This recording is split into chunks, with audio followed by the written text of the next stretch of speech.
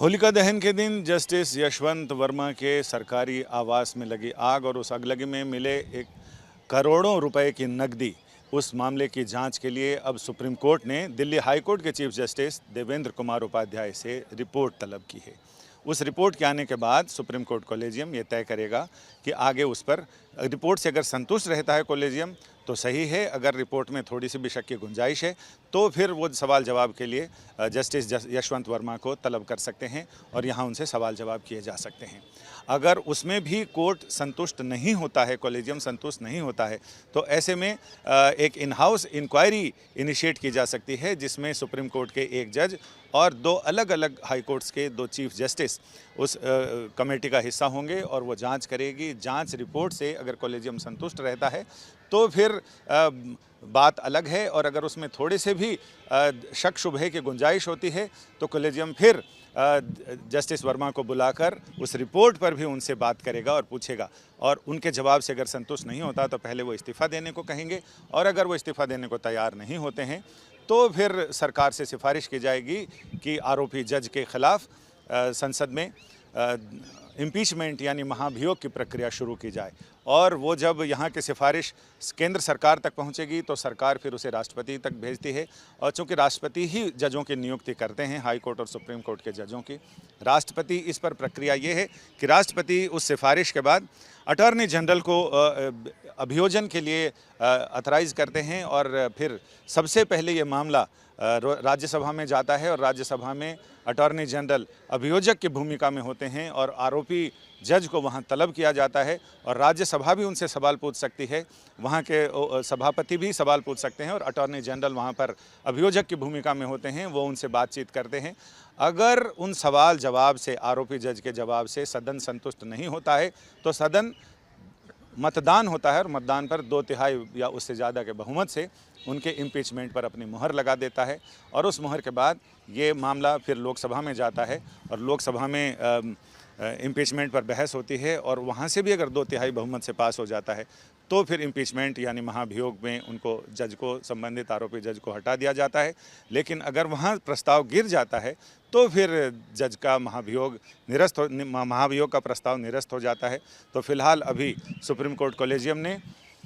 Justice Devendra Kumar Upadhyay यानी Delhi high court के chief justice से रिपोर्ट तलब की है, और अब इंतज़ार है कि वो रिपोर्ट में क्या चीज़ें आती हैं और कोर्ट उस पर आगे कैसे बढ़ता है। हम बात कर रहे हैं इस मामले में प्रक्रिया कैसी होती है, महाभियोग की प्रक्रिया क्या होती है, इस मामले में कानून के जानकार और सुप्रीम कोर्ट में वकील नवल किशोर झा जी हमारे साथ हैं। ये पूरी प्रक्रिया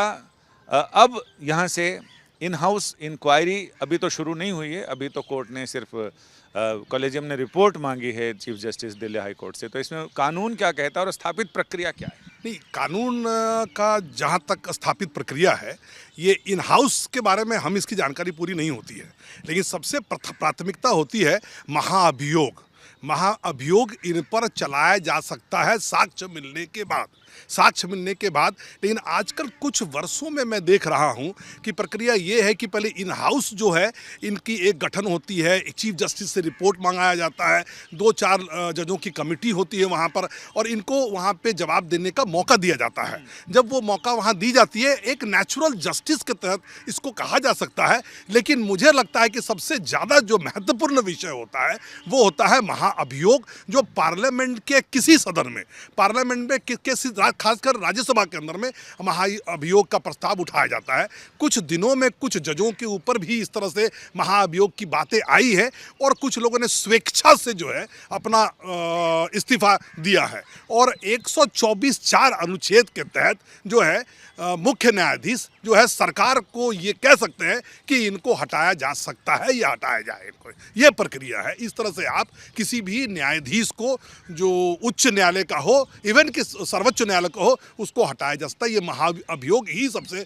बड़ी चीज़ है। बड़ा दुर्भाग्य की विषय है, इस तरह की बात हो रही है, बहुत दुर्भाग्य की विषय है। लेकिन अब जो ये साक्ष्य जगह सामने है और उनसे काम लेने की भी बात आ रही है, इन हाउस जो है प्रक्रिया वो भी शुरू हो गई है। मुख्य न्यायाधीश दिल्ली उच्च न्यायालय से भी रिपोर्ट मांगी गई है और उनसे भी जवाब तलब की जाएगी। अभी तक तो मुझे लगता है कि रोस्टर से काम वापस नहीं ली गई होगी, जहां तक मुझे जानकारी है, लेकिन मुझे लगता है कि ये प्रक्रिया है हटाने की, जो सबसे बड़ी है वो महाअभियोग ही है, जो चीफ जस्टिस के और पार्लियामेंट सदन के और सरकार के ऊपर में निर्धारित और आधारित होती है। तो महाभियोग की प्रक्रिया या महाभियोग से पहले की प्रक्रिया क्या होती है? महाअभियोग की पहली प्रक्रिया ये होती है कि जो इन हाउस की जो बातें होती है, इन हाउस के सदन में अगर इनको कहा जाता है, न्यायाधीश किसी को भी, कि आप जो है स्वेच्छा से अपना त्यागपत्र दे दें, स्वेच्छा से त्यागपत्र अगर नहीं देते हैं तब जाकर के वो इन हाउस की जो रिपोर्ट उच्च न्यायालय, किसी भी उच्च न्यायालय का होता है, वो मुख्य न्यायाधीश को भेजता है और मुख्य न्यायाधीश जो है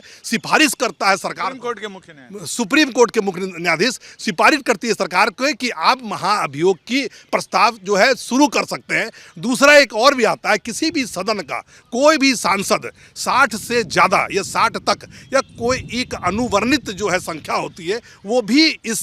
कार्यक्रम में जो है वो महाभियोग का प्रस्ताव शुरू कर सकता है। लेकिन उस पे 60 सांसद सदस्य, या मुझे उस संख्या की जानकारी उतनी अच्छी से नहीं है, लेकिन राज्यसभा से ये हो सकती है महाअभियोग। और मुझे पता चला है कि राज्यसभा ने भी इस मुद्दे को उठाया है और महाअभियोग की बातें कर रहा है। तो इसमें महाभियोग का प्रस्ताव आए उसके बाद क्या प्रक्रिया होती है? महाअभियोग के प्रस्ताव के बाद जजों को हटाने का प्रक्रिया बहुत ही जटिल है, बहुत ही समस्या वाली है और जजों को जल्दी से नहीं हटाया जाता है। लेकिन अगर स्वेच्छा से, कलकत्ता के उच्च न्यायाधीश थे वो, इलाहाबाद के अभी एक कहीं और भी जिनका नाम मैं नहीं ले सकता हूँ, कुछ जजों का नाम था जो इन हाउस इंक्वायरी की गई, मुख्य न्यायाधीश ने उनको बुलाया, बुलाने के बाद उनसे पूछताछ की गई, उनको शायद चेतावनी भी दी गई, ये सब प्रक्रिया है। लेकिन शुरुआत की जो प्रक्रिया है, अब महाअभियोग के प्रक्रिया की बात करते हैं, वो मुख्य न्यायाधीश और इन हाउस कमिटी और उस न्यायालय का पड़ता है जिस न्यायालय में वो जज स्थापित होते हैं,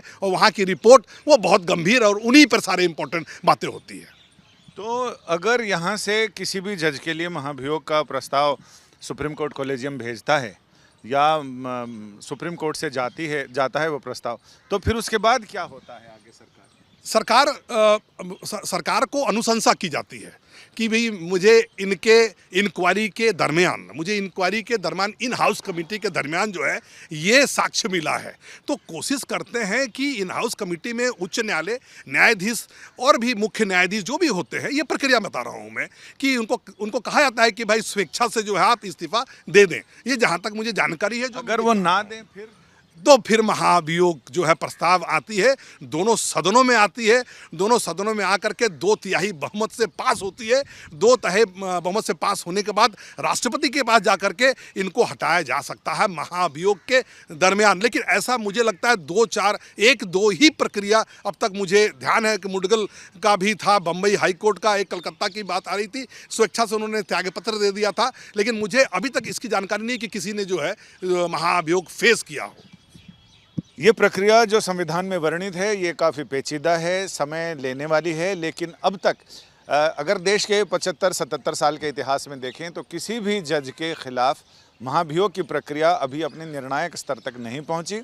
शुरुआत में चर्चा ज़रूर हुई है, लेकिन तब तक अधिकतर लोगों ने जिनके ऊपर आरोप थे उन सारे जजों ने स्वेच्छा से इस्तीफा दे दिया। और यही वजह है कि महाभियोग अब तक संविधान में तो वर्णित है, लेकिन व्यवहार में अभी तक उस पर कोई अमल नहीं हुआ। संजय शर्मा, दिल्ली आज तक।